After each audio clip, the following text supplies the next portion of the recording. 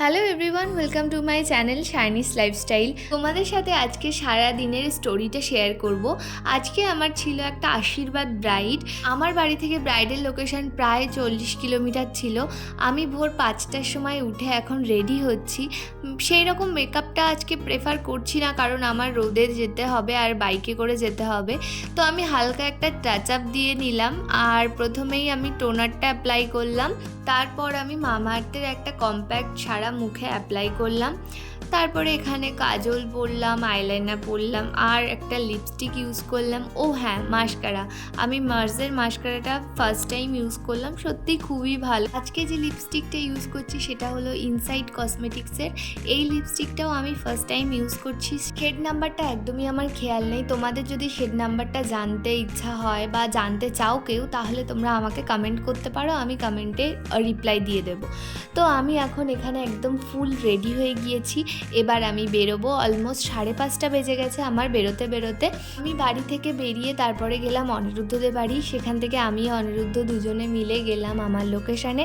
এবার লোকেশানে যাওয়ার আগে দেখো ফেসটা কতটা গ্লো করছে। আমি কিন্তু ফেসে কিচ্ছু ইউজ করিনি, শুধুমাত্র মামাআর্থের ওই কম্প্যাক্টটাই ইউজ করেছি। আজকের এই সকালবেলার ওয়েদারটা কিন্তু দারুণ ছিল, মানে সকালবেলা আমাদের বাইকে যেতে একটুও কষ্ট হয়নি। মেঘলা আকাশ ছিল আর একদম রোদ ছিল না। আমরা ভেবেছিলাম তো কি সুন্দর ওয়েদারটা, বাড়ি আসার সময়ও হয়তো কোনো অসুবিধা হবে না, কিন্তু ভাই বাড়ি আসার সময় তো আমরা একদম পুরো রোদে ঝলসে গিয়েছি। এটা হলো তেঁতুলিয়া ব্রিজ, আর ওই যে হলো তেঁতুলিয়া শ্মশান দেখা যাচ্ছে। আমি লোকেশানে যাওয়ার আগে রাস্তার অনেক ভিডিও করেছিলাম, কারণ আজকে যে রাস্তা দিয়ে আমি গিয়েছিলাম সেই রাস্তাটা আমার যে এত ভালো লেগেছে। চারিদিকে গাছপালা, আর এই দেখো যেতে যেতে আমি দেখতে পেলাম একটা গরুর গাড়ি। হয়তো এটা আমি লাইফে ফার্স্ট টাইম দেখছি। পৌঁছিয়ে দেখি ভেন্যুতে এখনও ব্রাইড আসেনি, তাই একটু কচুরি খেয়ে নিলাম পাশের থেকে। তারপর আমার ব্রাইড চলে আসলো, আর আমি এখানে ব্রাইডের ফেস প্রিপেয়ার করা স্টার্ট করলাম। যেহেতু প্রচণ্ড গরম, তাই জন্য আইস ম্যাসাজটা করে নিলাম। আর আমার ব্রাইডের কাছ থেকে আমি জেনে নিলাম আজকে তার কেমন লুক দরকার। হাই। হ্যালো, আজকে তোমার কেমন লুক দরকার? আজকে তোমার আশীর্বাদ, তুমি আমাকে বলো তোমার কেমন লুক দরকার।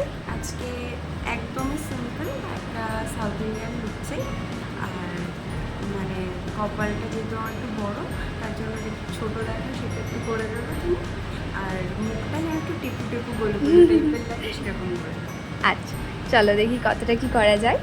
আজকের ব্রাইড আমাকে ওয়াটারপ্রুফ মেকআপের জন্য বুকিং করেছিল, আর আমি এখানে পুরোটা ওয়াটারপ্রুফই করছিলাম। প্রথমে পিক্সির একটা টোনার ইউজ করে নিলাম, যেটা খুবই ভালো। আর গরমকালে আমি একটু ময়শ্চারাইজারটা কম ইউজ করি। আমি এখানে প্যাকের ময়শ্চারাইজার ইউজ করলাম, তারপরে রিকোডের একটা প্রাইমার ইউজ করলাম, আর ম্যাকের স্টোভ ক্রিম দিলাম, তো যাতে একটু হাইলাইট হয় বেসটা। এরপর আমি ফরএভার 52-র একটা প্যালেট থেকে কালার কারেকশন করে নিলাম। আর আমি আজকে রিকোডের ফাউন্ডেশন ইউজ করেছি। এই রিকোডের ফাউন্ডেশনটা কিন্তু একদম ওয়াটারপ্রুফ ফাউন্ডেশন। আর আমি রিকোডের ফাউন্ডেশনের সাথে ম্যাক্সিমিয়ার একটা ম্যাজিক ড্রপ অ্যাড করেছিলাম, ভালো করে ব্লেন্ড করেছি, আর ওপরে একটু ম্যাকের টাচ আপ দিয়েছি। আর এখানে তো ক্রায়োলনের লুজ পাউডার ইউজ করছি, যেটা মেকআপ সেট করার জন্য ইউজ করে থাকি। তো হঠাৎ আমার মনে পড়লো না লেন্স পরানো হয়নি। তারপরে বেসটা হয়ে গেলে লুজ পাউডার দেওয়ার পর আমি লেন্সটা পরিয়ে দিলাম। আমার ব্রাইড একদমই আজকে কাঁদিনি লেন্স পরার সময়। আই মেকআপ করে নিলাম। ফরএভার 52 কন্ট্যুরের প্যালেট দিয়ে কন্ট্যুরিং করে দিলাম। ও চেয়েছিল কন্ট্যুরিংটা যাতে একটু ফোলা ফোলা হয়, মানে গালটা ওর ফোলা লাগবে, যেন মানে ভি শেপ না হয়। তো সেইভাবে কন্ট্যুরিংটা করলাম। আর এটা মোটামুটি আমার বেস মেকআপ কমপ্লিট।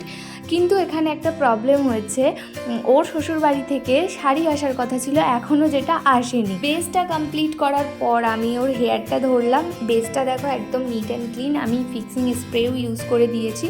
আর তারপরে আমি হেয়ারটা ক্রিম করলাম আস্তে আস্তে, আর হেয়ার স্টাইলটাও করে নিলাম। ওর ডিমান্ড অনুযায়ী আজকে সমস্ত মেকআপ লুকটা করা হয়েছে। ও চেয়েছিল একদম একটা সাউথ ইন্ডিয়ান মেকআপ লুক, মানে প্রপার সাউথ ইন্ডিয়ান টাইপের হবে, তো সেইভাবেই আমি করেছি। পুরো জুঁইফুল দিয়ে খোপাটা ঠাসা। কিন্তু আমার অল ওভার সবটা কমপ্লিট হয়ে যাওয়ার পরও না ওর শ্বশুরবাড়ির থেকে শাড়িটা আসেনি।